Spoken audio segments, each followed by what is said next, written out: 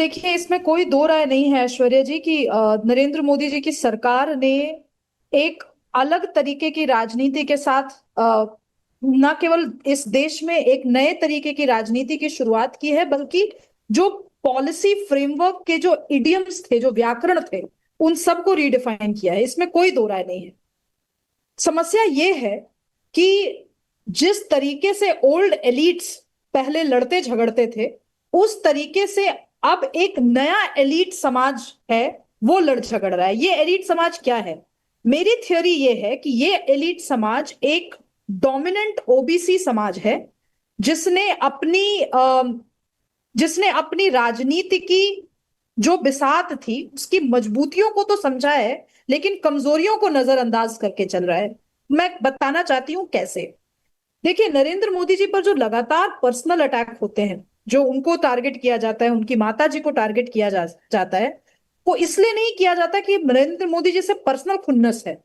वो इसलिए किया जाता क्योंकि नरेंद्र मोदी जी ने एक विशेष किस्म की राजनीति को, जो कि जाति में पूरी की पूरी तरीके से डूबी हुई थी, उसकी चाशनी में डूबी हुई थी, उसके व्याकरण को बदल दिया है।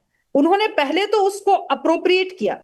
नरेंद्र मोदी जी ने जब चाय वाली वाली बात कही कि मैं चाय बेचता था, तो उन्होंने उस कम्युनिटी की पूरी समस्याओं को आत्मसात किया, लेकिन साथ साथ उससे ऊपर भी उठ गए, क्योंकि उन्होंने एक एस्पिरेशन की बात की। उन्होंने इसकी बात की कि एक गरीब समाज से आया हुआ बेटा, जो कि किसी भी वर्ग का हो सकता था, किसी भी कम्युनिटी का हो सकता था, किसी भी जाति का हो सकता था, उसने उसको ट्रांसेंड किया।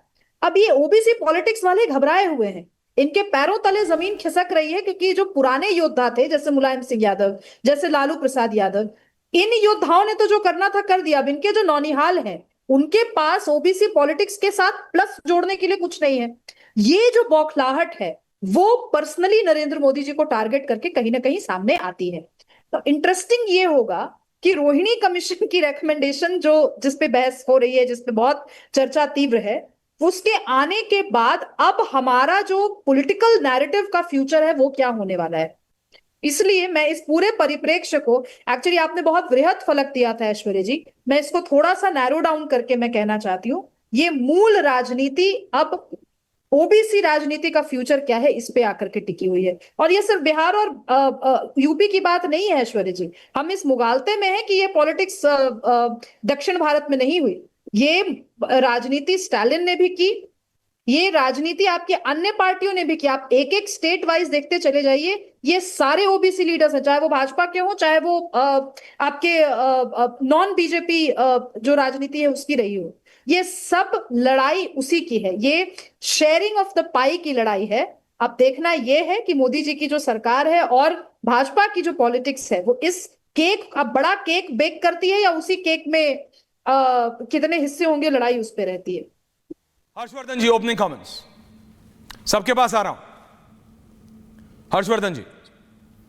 नहीं ऐश्वर्या जी, आपका सवाल मैं सुन लूं क्योंकि मैं देर से जुड़ा। नहीं, सवाल नहीं है, ओपनिंग कमेंट्स है।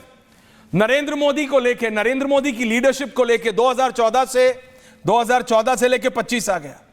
कितनी बार हुआ लोगों ने कहा सरकार गिरेगी, डेमो किया, डिमोनेटाइजेशन किया, रात को 8 बजे को ऐसे कर दिया कि जितनी बार प्रधानमंत्री उसके बाद रात को 8 बजे देश को संबोधित किया तो विपक्ष वाले थर्रा जाते थे। कहा सरकार गिर जाएगी, जीएसटी लाए बोले सरकार गिर जाएगी, सीएए लाए बोले सरकार गिर जाएगी, आर्टिकल 370 लाए बोले सरकार गिर जाएगी। On every major decision of Narendra Modi the opposition said कि सरकार गिर जाएगी, बिकॉज उन्होंने सोचा ये देश तैयार नहीं है रेडिकल चेंजेस के लिए। क्योंकि उन्होंने सोचा, क्योंकि उनकी सोच नहीं है, तो उन्होंने सोचा कि ये देश चेंजेस के लिए, अगली, अब मतलब जिसे कहते हैं ना, अगले काल में जाने के लिए, मतलब लाइक चेंजिंग द गियर, उसके लिए तैयार नहीं है ये देश। हर्षवर्धन जी, और ओपनिंग कमेंट्स ऑन दिस। देखिए ऐश्वर्या जी, मुझे लगता है कि जहां आपने आखिरी जो लाइन बोली है ना, मैं वहां से शुरू करूं तो बात ज्यादा समझ में आएगी। नेता मतलब ये नहीं होता है कि देश अभी तैयार नहीं है इसलिए हम आगे नहीं बढ़ेंगे। नेता का मतलब ही होता है कि जो देश को, समाज को, लोगों को तैयार कर सके आगे बढ़ने के लिए। और दुर्भाग्य से भारत की स्वतंत्रता के बाद हमारे नेताओं ने यह कहकर कि देश अभी तैयार नहीं है, सारी समस्याओं को टाले रखा।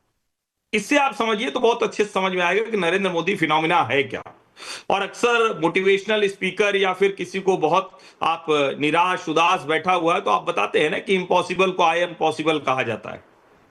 आई एम पॉसिबल कहकर ही नरेंद्र मोदी आए, और जो मोदी है तो मुमकिन है नारा बना, वो यूं नहीं बना। उदाहरण के लिए, जब हम ये कहते हैं कि क्या भारत में कभी ऐसा होगा कि देश के एक हिस्से को देश से काट कर रखने के लिए वहां के दलितों को, वहां के दूसरे लोगों को पूरा कानून का लाभ न मिले, भारत से न जुड़ा रहे, दो निशान दो विधान चले गए, कभी 370 खत्म होगा क्या? सब कहते थे मजाक बना रखा है, ये कुछ संघी हैं, पता नहीं क्या ये पागल बनाए रहते हैं, कहते हैं कि नहीं नहीं हम 370 हटा देंगे, संघ के कुछ लोग हैं वो कुछ कुछ कहते रहते हैं, और नरेंद्र मोदी अमित शाह ठीक है बहुत कुछ करेंगे, लेकिन कहां से हटा देंगे भाई? वहां तो मुस्लिम बहुल राज्य है, एकदम से देखिए सब मुफ्ती अब्दुल्ला के अलावा कोई राजनीति नहीं कर सकता है। हो गया ना। जब हम कह रहे थे कि राम मंदिर की तारीख तो भारतीय जनता पार्टी बता ही नहीं सकती, हो गया, वो भी हो गया। जब हम कहते हैं कि 3 तलाक हो ही नहीं सकता था, खत्म कैसे करेंगे भाई? ये मुस्लिमों के बीच का मसला है और ये तो एकदम मधुमक्खी के छत्ते में हाथ डालने जैसा है। हो गया, वो भी हो गया। और आज के परिप्रेक्ष्य में मैं बात करूं तो आज हम सेमीकंडक्टर मिशन को आगे बढ़ा रहे हैं। बड़ा रोचक सी डिबेट चल रही है। यानी नरेंद्र मोदी सोशल पैरामीटर से लेके जो एडवांस टेक्नोलॉजिकल पैरामीटर पर है उस पर रेवोल्यूशन कर रहे हैं। उसमें वो कह रहे हैं कि हम भारत की ये ताकत है उसको दिखाएंगे। जब दुनिया कह रही थी कोविड के समय में कि अरे करोगे कैसे भाई, तुम्हारे पास तो है ही नहीं, 1000 तरह के कंपोनेंट लगते हैं एक छोटा सा वेंटिलेटर बनाने के लिए, बनाओगे कहां से? तो नरेंद्र मोदी ने क्या कहा हमारे देश की कार कंपनियां बना देंगी, और एक अहमदाबाद का एक छोटी सी कंपनी वो 5 लाख रुपए में वेंटिलेटर बना देती है। ये मैं आपको सिर्फ एग्जांपल बता रहा हूं जिससे लोगों को समझ में आए कि बदला क्या। और उस कोविड के दौरान जब दुनिया परेशान थी और जो बड़ी बड़ी कंपनियां हैं जो ड्रग कार्टेल चलाती हैं, ड्रग मतलब वो वाला ड्रग मत समझिएगा, लेकिन दवाओं वाला भी ड्रग कार्टेल ही होता है, वो फार्मेसी इंडस्ट्री एब्सोल्युटली वो भी कार्टेल है। उस कार्टेल के जरिए जब कहा गया कि हम तो भारत को नहीं देंगे, बाद में नंबर लगाना, जब आएगा तब देंगे, 142 करोड़ का देश है कहां देंगे, हमने अपनी वैक्सीन तैयार कर ली। और आपको याद होगा उस वक्त भी विपक्षी नेताओं ने जनता के मन में भ्रम फैलाने में कोई कसर नहीं छोड़ी थी, ये बीजेपी की वैक्सीन है, अरे देखिए पीएम क्या करते हैं। और पीएम ने क्या किया, कहा मैं 60 वर्ष से ऊपर का हूं, मेरा नंबर जब आएगा तब मैं लगा लूंगा, मेरे नंबर के अनुसार लगाऊंगा, वीआईपी नहीं होगा। आज तक भारत के इतिहास में कोई एक कालखंड किसी को याद हो, गांधी परिवार में तो गांधी परिवार से सब शुरू होता था, बाकी जिसकी सत्ता है, लालू जी का परिवार, अखिलेश जी का परिवार, तब मुलायम सिंह जी का हुआ करता था, या शरद पवार कह लीजिए, या स्टालिन के करुणानिधि का परिवार कह लीजिए, यानी जो पावर में है वो प्रिविलेज होता था, सबसे आगे खड़ा होता था। नरेंद्र मोदी के कालखंड में गायब हो गया। और अभी मैं सुन रहा था कुछ शुभ्रस्ता जो कह रही है, वो आखिर में सुन पाया कि ओबीसी पॉलिटिक्स की बात।